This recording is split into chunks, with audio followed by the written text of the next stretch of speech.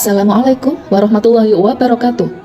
Puji syukur kita panjatkan kehadirat Allah Subhanahu wa Ta'ala, Sang Pencipta alam semesta, yang telah menganugerahkan kepada manusia sebuah kemampuan yang luar biasa, yaitu kemampuan untuk berkomunikasi. Komunikasi bukan sekedar pertukaran kata atau pesan, ia adalah nafas kehidupan, jembatan yang menghubungkan hati, pikiran, dan makna antar sesama manusia, bahkan antar makhluk di alam semesta. Dari gerak semut hingga peredaran planet, dari suara hati hingga gema dakwah, semua menunjukkan bahwa komunikasi adalah bahasa universal ciptaan Tuhan.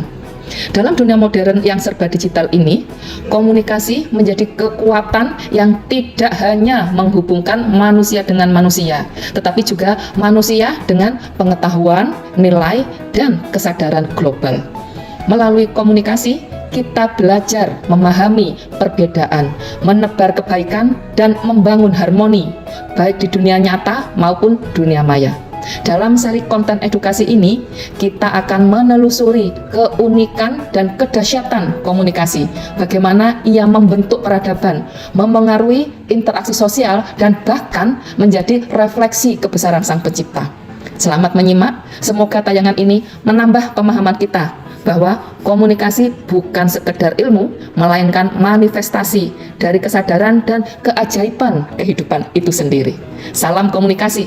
Wassalamualaikum warahmatullahi wabarakatuh. Assalamualaikum warahmatullahi wabarakatuh. Halo teman-teman, perkenalkan nama aku Zahwa Ramadhani dari Prodi Ilmu Komunikasi, Fakultas Dakwah dan Komunikasi.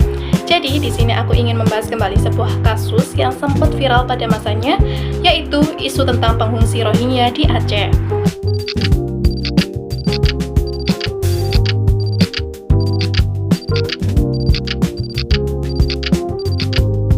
Berita yang disebarkan ada yang valid, ada yang setengah valid, dan ada juga yang jelas-jelas hoax. So, di video kali ini aku akan membahas hasil sebuah penelitian yang menurut aku bisa meredam keributan dan disinformasi. Jadi, gimana sih komunikasi antar budaya bisa nenangin situasi? Yuk, masuk ke pembahasannya. Penelitian ini menunjukkan kalau komunikasi antar budaya punya peran yang sangat besar dalam meredam disinformasi soal pengungsi Rohingya di Aceh. Kuncinya bukan cuma teknologi atau media sosial, tapi pemahaman budaya lokal, empati, dan kemampuan buat beradaptasi waktu berinteraksi dengan komunitas yang berbeda. Nilai Aceh seperti Pelmila Jame dan pesan-pesan ulama tentang ukhuwah Islamiyah ternyata punya pengaruh yang kuat. Narasi kemanusiaan yang diangkat lewat nilai lokal ini bisa menandingi hoaks dan sentimen negatif yang beredar.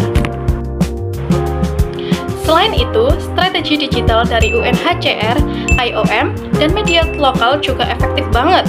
Mereka bikin klarifikasi berbasis data, infografik, dalam berbagai bahasa, sampai konten humanis yang bikin isu ini nggak gampang dipelintir. Kombinasi komunikasi langsung dan digital inilah yang akhirnya jadi cara efektif menghadapi krisis di era media sosial. So, kesimpulannya, komunikasi antar budaya bukan cuma teori di buku, tapi nyatanya bisa jadi alat buat menjaga keharmonisan, melawan disinformasi, dan bikin kita lebih bijak dalam memandang isu global kayak ini.